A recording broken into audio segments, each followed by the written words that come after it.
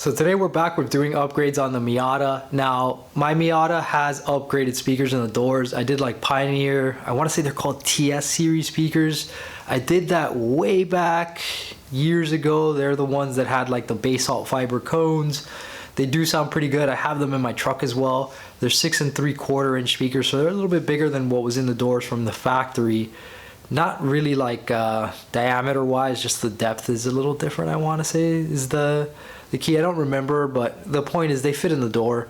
They work. I think I maybe had to modify the plastic, mounts that come with it to make it work. But either way, it's in there. It's upgraded. Now, the issue I have with my Miata sound system is a Miata is not the most rigid car in the world, right? Even though I sound dead in my doors, and I could probably stand to get those little things you put inside the door so that the door locks more rigidly.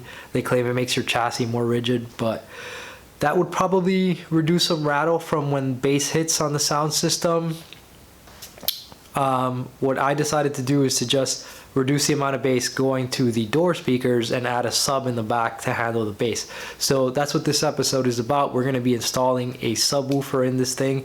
Now, this isn't some like rattle your teeth out subwoofer. I don't like sound systems that rattle and shake. I just want nice bass, and it doesn't have to be ridiculous, right? So this is a tiny compact unit. It's got an 8-inch sub, a built-in amp. It's only like 160 watts max.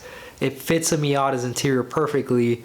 I'd like to thank Revlimiter for that. I found it on his website. I was going through, I saw that he installed one in Sharka.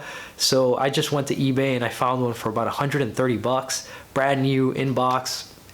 Can't argue with that price. So I went ahead and got that installed in the car. In this video, I'll basically show you how I did that. Here's what I'm installing in the car. It's a Pioneer TS WX130EA. There's a later one that I want to say is like DA and also comes with like a separate controller you can mount elsewhere. That would be nice. It is a little bit more pricey, and I don't mean like pricey. I mean like 200 bucks or something. It's not crazy, like 250. So if you want the convenience of that little remote, I would recommend you get that model instead. It's a little more expensive, but neither really breaks the bank. And all you need to install this is a set of RCA cables. It comes with its own harnesses. It doesn't require like crazy thick amplifier cable like you may be used to from other installations. Everything's already built in, so all you're gonna get is a set of RCA cables. I got 10 feet because that's the shortest they had at my auto parts. It's far too long for what I needed where I mounted it. Maybe if I'd have mounted it in the trunk, it would have made more sense. So there's just some extra kind of bunched up inside, behind the radio, and it's going to be what it's going to be. Now, as far as tools for this installation go, you're going to need a wire stripper, you're going to need a crimping tool and associated crimps, you're going to need a Phillips head screwdriver or a drill with a Phillips on it, which is what I always do, impact driver as it were. And in the back, in that box, what I have is a nutsert tool. Now, there's some metal brackets that go to the sub, and you could just shoot some, self-tapping screws through those brackets into whatever metal paneling on your car. I really hate self-tapping screws. I think it's ghetto. So I bought a nutsert tool so that I can install nice little threaded mounts and make it, something that is easily removable and that looks very OEM. I'm just picky like that. You don't have to do that if you don't want to, but I recommend it because it makes for a nicer, cleaner install. So that's everything that you're basically going to need except for the actual gear, right? Like maybe some wire loom, some electrical tape, just to like clean things up, or heat shrink, and then obviously like the associated crimp connectors. I am going to use, I want a fully removable setup where I can just unplug everything. So I used waterproof plugs like I've used in other installations like you saw in my LED headlights, just to be able to unplug the harness as quickly as possible. The ground is attached to a little ring that's screwed in to the metal, and that's an easily removable thing as well. Won't be plug and chug, but it's still easy to take off. So that's basically how I went about doing this, and I'll show you guys what the process looks like now. So obviously in order to do this, you're going to need access to the back of your radio and the wiring there. So the first thing you're going to do in order to do that is you're going to take out 2 screws that are down here on either side of the center console, right? Then there's 2 screws hidden up here behind the eyeball vents. Now you're probably wondering, how do I get out the eyeball vents? Well, you take a copper wire, right, non-stranded, you bend it so that it does this, all right, comes in, do this guy, and then tug. Once you do that, the screw right here. You take it out, and you can pop this out. Same thing on either side of here, you're gonna find screws. Then there's another screw right here underneath your cup holder or your coin holder, whichever you chose to put here, because the car comes with both. Then inside your center console, there are 2 more on the bottom. The center console comes out before the tombstone, and if you have the trunk latch opening, then you gotta kind of slide this around the fuel door one first, and then this one. You'll lift this all out right before you get the tombstone. Now, if you have a 90 Miata, you probably don't have this. Mine didn't originally. I got it out of a car on the junkyard and I retrofitted it, which is why I have it. And of course, you have to remove your shift knob, which that just rotates. You unthread it, pop it out, and then once the screws on either side of here are out, this lifts up first, then you take out the back and you can pop this off. Obviously, both eyeball vents and both screws need to be out. There is a harness here behind this, and there's a harness in the center console as well. So with the center console up, there's this harness here. It's for the little bulb that lights up inside your console. You want to go ahead and just push down on this here, pop this out. Then when you're going to pull your tombstone out, you have to undo the harness that goes to this. So you'd kind of just tug this out. There's a white plug back here. You squeeze it toward the driver's side, and you do that. And then this will pop out. Alright, so I'm going to run a quick sound test. Now, if you look at this thing, the connections are super simple, right? There's one harness that comes with it, which is for RCAs. And there's another one that has a yellow, a black, and a blue cable. The yellow needs to go to battery, right? It needs to be a constant 10 amp source at 12 volts that does not depend upon ignition position, right? So that means it's the battery, right? The black is ground. Obviously in DC power, you're always gonna have power and ground. The blue goes to the remote lead coming out of the back of your radio. Now, the RCA harness goes into the RCAs on the back of your radio, and the back of your radio will literally say subwoofer, right? Like SW on it. And that's the 2 that you connect it to. You can't go wrong with this. Red goes to red, white goes to white. In this case, for whatever reason, this tip came black, but the red goes to red and the black takes the place of the white. But whatever, that was a goofy choice by whoever made this harness, but it works, right? So everything is now connected, and I'm going to show you guys a very quick sound test, and then after that, I'll actually properly install this. This is sitting exactly where I plan to install the subwoofer. If you ever followed my build threads back in the day on like Club Roadster or Miata.net, I don't know if I got that far in the build thread on Miata.net, but definitely on Club Roadster, you would have seen that I took out, or rather I got a brand new panel, parcel shelf panel from a car in the junkyard, because mine came with rusted out ones that I had originally welded like sheet metal, but I got a perfect condition one from the junkyard. I lined it with sound deadening, and then I also like painted it with like a rubberized, it was like a, I want to say it was actually plastic dip, but either way, that panel there is pretty much sound deadened, so there's limits to how much it could possibly rattle. So I think I'm going to install it there. I thought about installing the trunk in that little like dip, but that I haven't sound deadened, so I think I'd rather have it on the interior so that it does its best. It's a tiny little sub. I don't expect it to do like crazy audio.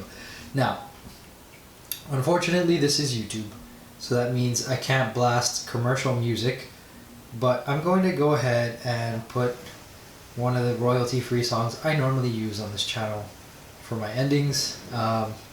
So here goes nothing. I apologize. Do believe that your boy has blasted bachata and merengue and hip hop on here already, so I know how it's gonna sound. Definitely gonna do some tuning and adjusting for each of those, but for starters, not bad. Here goes nothing.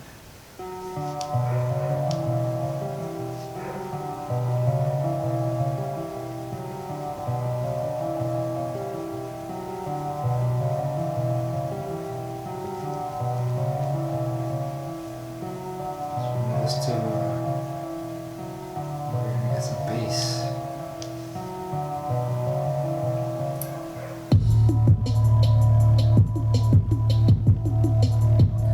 Okay.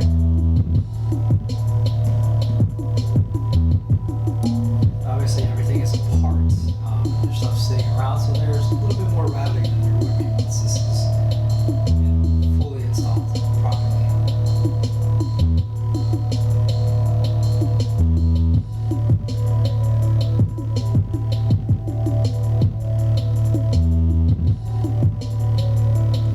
But there you go. This thing is in, temporarily.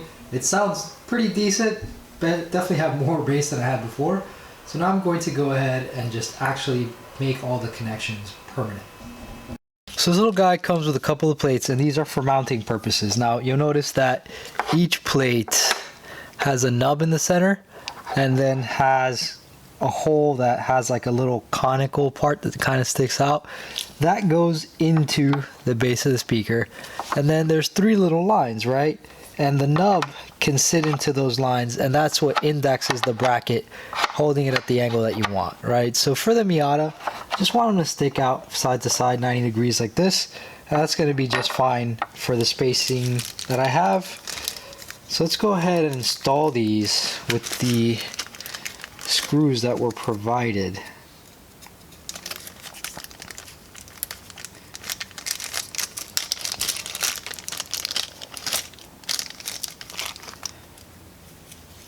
Assuming these with the more conical heads are the ones.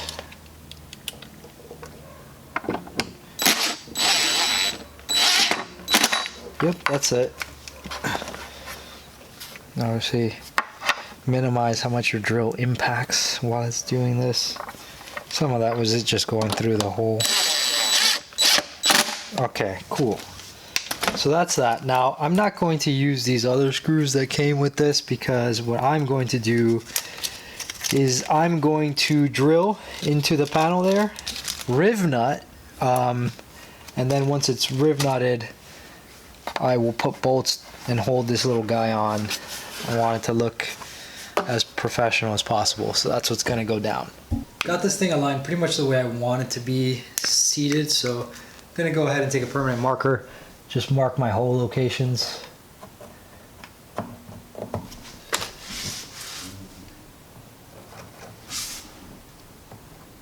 Alright, and that will allow me to know where I need to drill.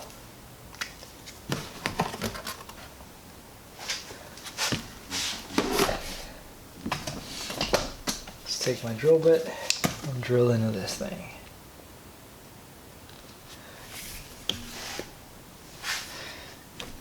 Sucks that I gotta drill through the carpet, but oh well. Actually, you know what? I have the perfect tool for this. Give me 1 second. Just remember that I have this little bit, and it's for drilling holes through nylon webbing. So that will be perfect for allowing me to get through the carpet and giving me the look that I want. Nice, perfectly punched hole. Then I can mark the hole on the panel underneath and drill it real nice, clean looking. Beautiful.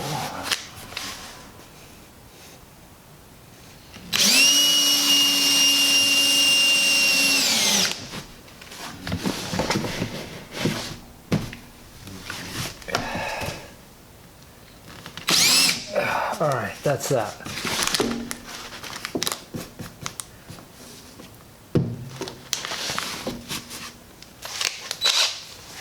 Let's drill some holes. Using a really fine tip Sharpie, I was able to get a nice, like, centrally located circle. It's gonna make it really easy for me to drill out where I need to drill out and have this lined properly. I'll take a punch and a hammer.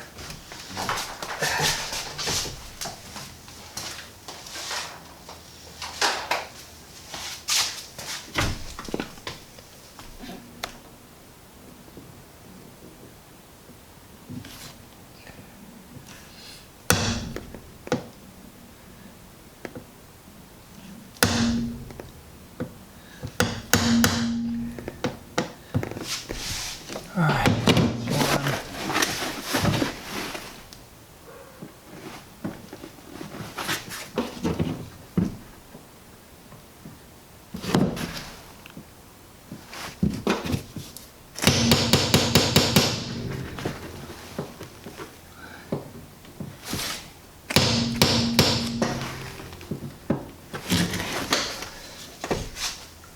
drilled out. Made some pilot holes.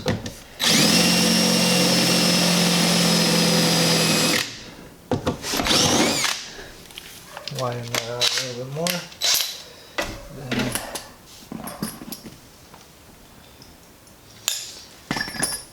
has to come up to this side, so I'm about there.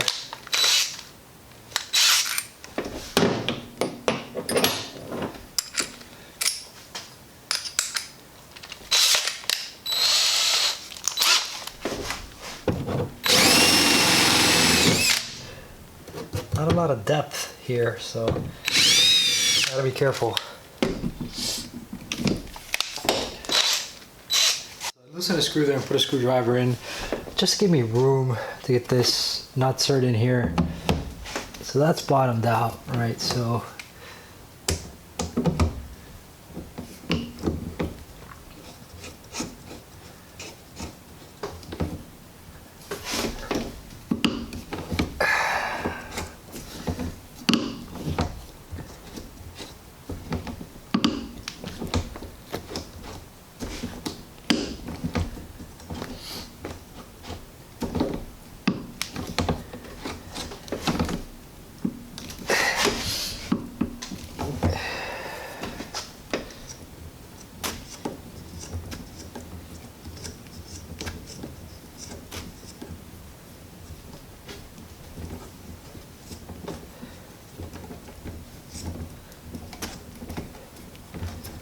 come on. All right, so one of these guys is in.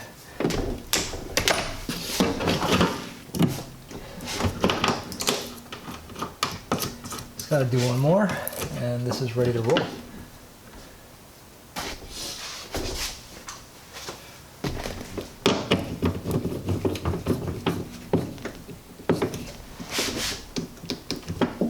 The rivets installed, I can now go ahead and bolt this down, but first, I need to make some cutouts in the carpet underneath for these harnesses here.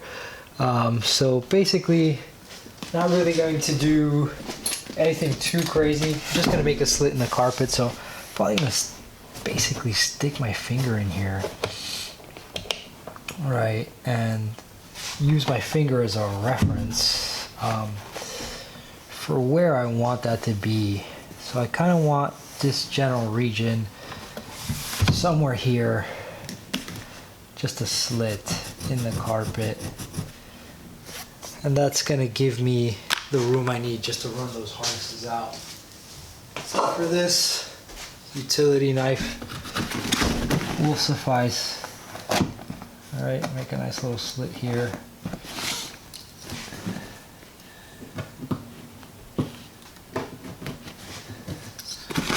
So now I have a little flap that opens up in the carpet.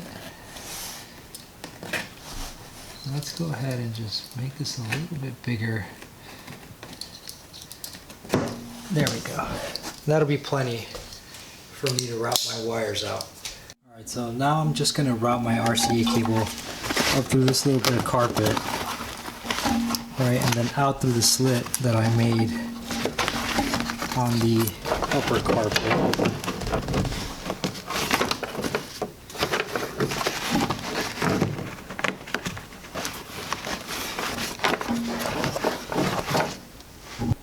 So it's coming out that way. Do the same thing with my power cable, except that I want to measure it out and kind of figure out how I'm going to do the loom for it and all that. So let's adjust a little bit first.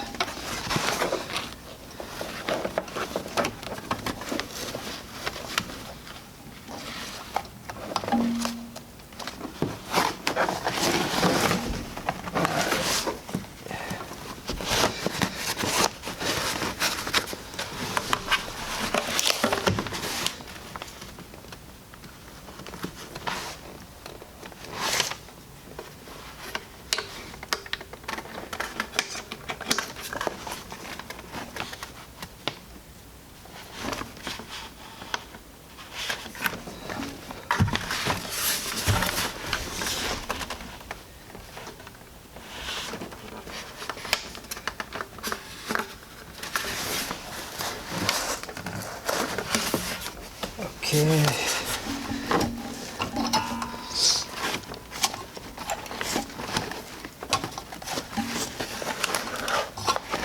Tighten those down.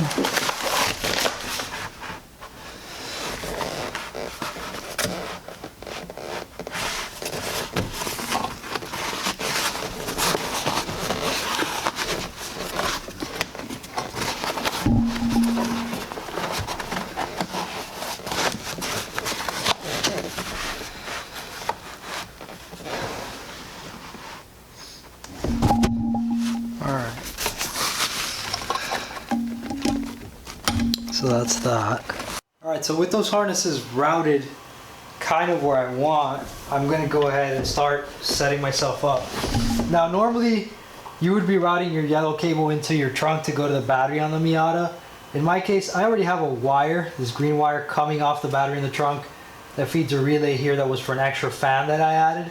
So I'm just going to go ahead and tap into this guy, and that's going to be my power source.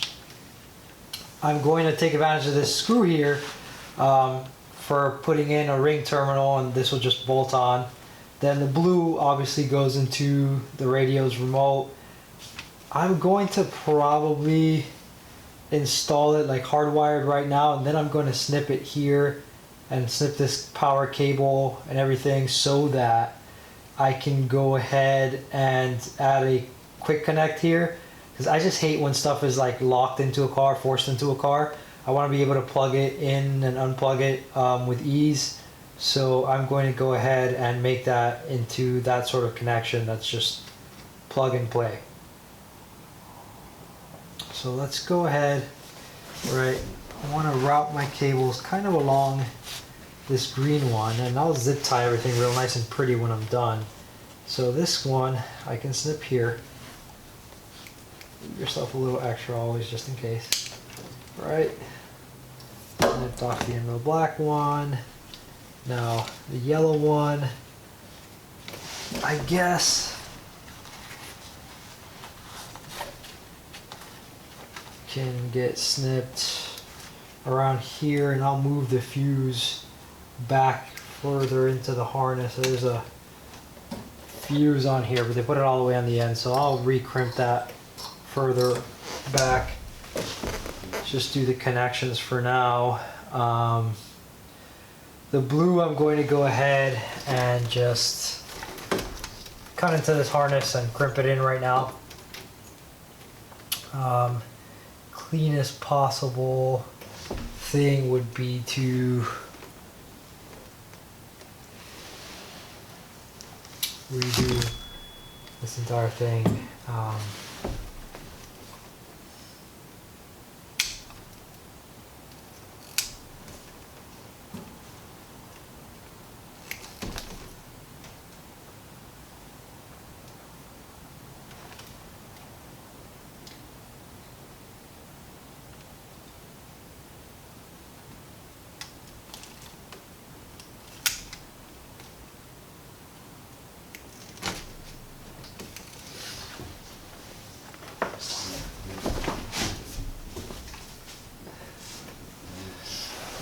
Alright, so everything's kind of cut the way I want it. I wanted to add wiring loom to this, so I'm going to go ahead and do that. And then once I'm happy with that, I'll kind of go ahead and do some other things. Just show you how I hardwire everything. Alright, so here's where I'm at. I added a little loom here. I gotta obviously take this off on the end. I've got my fuse moved over with the crimp connector. I've crimped it into a pin with the green cable that's providing power for my battery, and use these waterproof connectors you've probably seen before, right? The blue is on the other side of that connector. It travels over the radio. If we look at the back of the radio, I've gone ahead and crimped my blue cable from my sub along with another one that was here into the harness, right into the remote wire, and then my RCA cables are in the back of the radio. So now I just need to reassemble everything, and I have the sub in my car. Of course, I've got to bolt the sub down as well. Now, taking this apart is pretty easy. I showed that in the beginning. Putting it back together is basically a reverse of the same process. You're just going to be tucking a bunch of this stuff in. Now, if you see some things you don't recognize, don't freak out. For example, you'll notice this connector, your Miata won't have that. I added that for a switch that comes off a 24 to like 12 volt converter, because the push start button I used is actually intended to run on 24 volts. It was out of like a medical device from a company I worked for in the past. We were throwing a bunch of them away, and so I got to take one and use it. It's a very nice button. It's like an explosion proof, vandalism proof button or whatever, but I made this connector. This is a bunch of Anderson power pole connectors, so you won't have this in your Miata. This is part of something I'm doing. You won't have any of this stuff. This is for the switch, for the relay, for the fan that I put in the front.